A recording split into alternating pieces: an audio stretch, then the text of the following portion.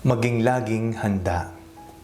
Ako po si Father Fiel Pareha at ito po ang ating segment, ang Daily Devotion, na kung saan tayo po ay magdarasal, magbabasa at magdidilay kasama ng salita ng Diyos sa buong taon.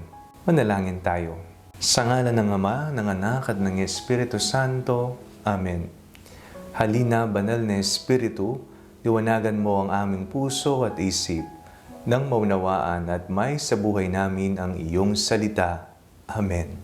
Our Bible passage for today is from the Gospel of St. Matthew chapter 25, verses 1 to 13, and I read it for you.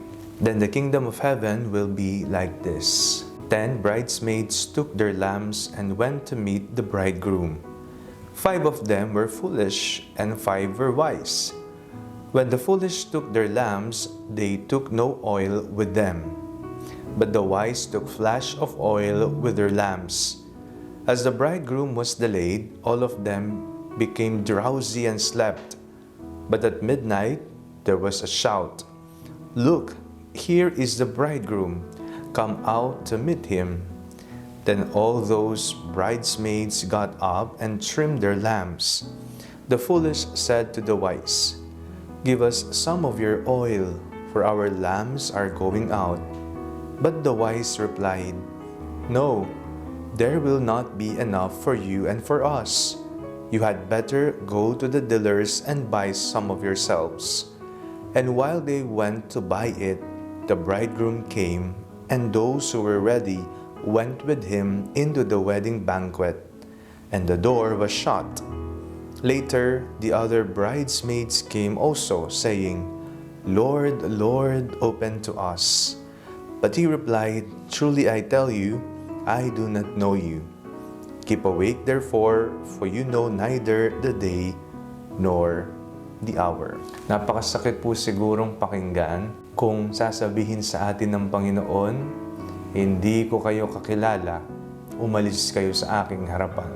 Pagdating kaya ng paghahatol ng Diyos sa katapusan ng panahon, tayo kaya ay makakapasok sa Kanyang kaharian. Napakagandang storya ang ibinigay sa atin ni Jesus sa ating binasang Ebanghelyo. Sabi niya, there are 10 bridesmaids at ang 10 ito'y may daladalang lampara. Ang 5 sa kanila ay matatalino, wais, ngunit ang 5 naman ay mangmang. Hindi nagdala ng ekstrang langis para kung sakaling sila ay maghintay ng matagal at magdamag, ay mayroon silang ekstrang langis. At dumating na nga ang ikakasal. Ang 5 ay nakapasok sapagkat sila'y mayroong daladalang ekstra. Nakahanda sila. Ngunit ang 5 naman ay naghanap pa ng langis at hindi sila nakapasok. Tayo pong lahat ay inanyayang maging handa.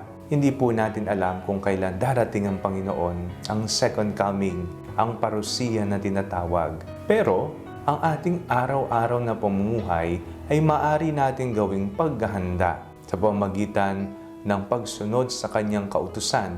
Kung babalikan po natin ang sabi ng Panginoong Jesucristo sa mga nakalipas na ebanghelyo, 2 ang pinakadakilang kautusan. Ito ay ang pagmamahal sa Diyos at ang pagmamahal sa kapwa, gaya ng pagmamahal sa sarili. Kung atin po itong isa sa buhay, ito po'y magsisilbing mga langis na magpapaalab sa ating pananampalataya sa Diyos. Kaya wag po nating hayaang maubusan tayo ng langis ng pagmamahal, langis ng paggawa ng tama at mabuti, langis ng katarungan at awa. Bagkus, palagi natin itong isabuhay sa araw-araw. Manalangin tayo. Panginoong Hesukristo, punan mo ng langis ng pagmamahal, pagpapatawad, pagpapakumbaba, awa at katarungan ang aming mga puso. Hindi sana namin sapitin ang kami matuyuan ng langis. Bagkus, palaging nag-aalab ang aming pananampalataya sa iyo. Amen. Sa ngalan ng Ama, ng Anak at ng Espiritu Santo. Amen. Huwag po ninyong kalimutang i-like ang video ito, mag-comment po kayo and share it with your family and friends. Ang Panalangin Bago Matulog ay may sariling Facebook page na po. Huwag niyo pong kakalimutang mag-like at mag-follow dito, and do not forget to subscribe to our YouTube channel. I-click niyo lamang po ang link na nasa description ng video ito o kaya naman po just search Father Fiel Pareha. God bless you po.